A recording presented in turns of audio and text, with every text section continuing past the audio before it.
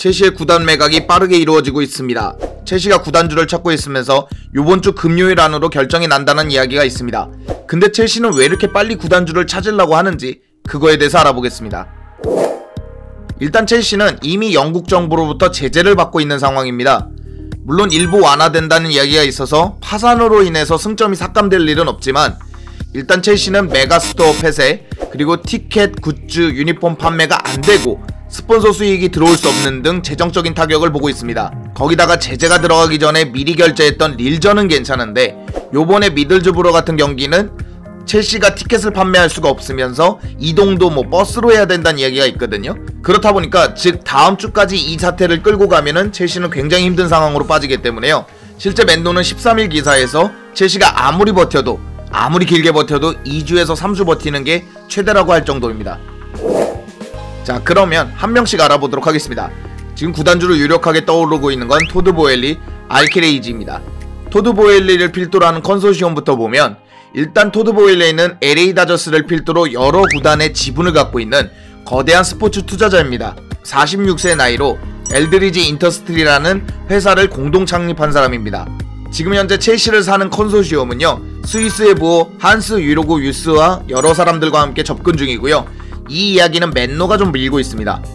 맨노는 사우디 미디어가 안 될 확률이 높은 게 사우디는 빠른 평가, 그러니까 왕가 재산하고 다르고 지금 자금이 투명하게 운영되고 있는 걸 증명하는 데 시간이 걸리기 때문에 아무래도 좀 더 증명하기가 편한 보엘리 컨소시엄 쪽이 좀 더 쉽다라고 의견을 내고 있거든요.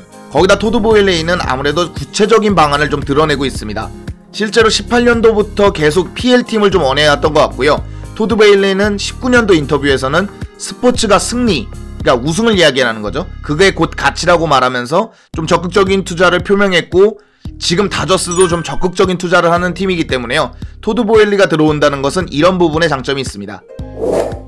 다음 알아볼 건 사우디 미디어 회장인데요. 사우디 미디어라는 회사는 연간 1조를 벌어들이는 중동에서 가장 큰 방송사 중에 하나입니다. 거기 회장으로 있는 게 알키레이지거든요. 알려진 바로 인해서는 사우디 왕가하고는 별개의 그냥 사기업의 기업인으로 알려져 있고요. 현재 이분이 내세우고 있는 거는 첼시의 증축, 코밤과 유스, 위민까지 대대적인 개편과 투자를 할 것으로 계획이 되어 있습니다. 거기에 가장 많은 금액을 제시하고 있거든요.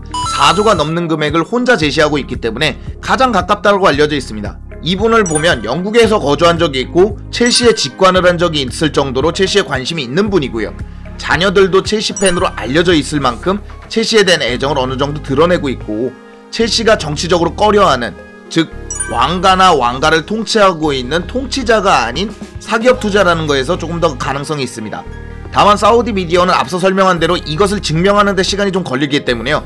당장 요번 주 안으로 결론을 내려야 되는 첼시 상황으로서는 조금 어려울 수 있다는 점이 있고요. 거기에 한 명의 투자자를 더 보자면 니켄디입니다. 4살 때부터 첼시 골수 팬이라고 알려져 있고 시즌권을 갖고 매번 경기를 챙겨보고 요번에 뉴캐슬전에도 나타날 정도로 첼시에 대한 애정을 드러내고 있습니다. 스카이 스포츠 인터뷰에 따르면 첼시가 인수되기 전에 영국 정부가 어느 정도 허락하면 지금 상황에서라도 돕고 싶다고 할 정도의 인물이거든요. 나이는 49세고요. 영국 부동산 재벌로 1조 3천억의 추정자산을 갖고 있습니다. 근데 1조 3천억이란 금액은 즉 4조가 넘어가는 첼시 딜에 조금 가격이 모자르거든요. 그러니까 니켄디는 혼자 접근한다기보다는 컨소시엄 형태나 구단을 살 때 대출을 끼고 사는 그런 형태로 갈 것 같습니다. 그러다 보니까 사우디 미디어나 어느 정도 자본을 확보한 토드 보엘리 컨소시엄보다는 다소 뒤처지고 있는 느낌인데요. 다만 영국 정부는 아무래도 영국인인 니켄디에게 조금 더 눈이 들어오고 니켄디를 장기적인 이 대체자, 구단 인수자라고 보고 있답니다. 자, 그래서 첼시가 좀 발빠르게 움직이고 있는데요. 아직 구단주가 정해지진 않았지만 이런 구단주 이야기도 있고 거의 150명에서 200명이 거론될 정도라고 하니까요. 첼시가 어떤 구단주를 얻게 될지 귀추가 주목되고 있습니다. 오늘 영상은 여기까지고요. 즐겁거나 유익하셨거나 도움이 되셨다면 당신의 구독을 기다리겠습니다. 감사합니다.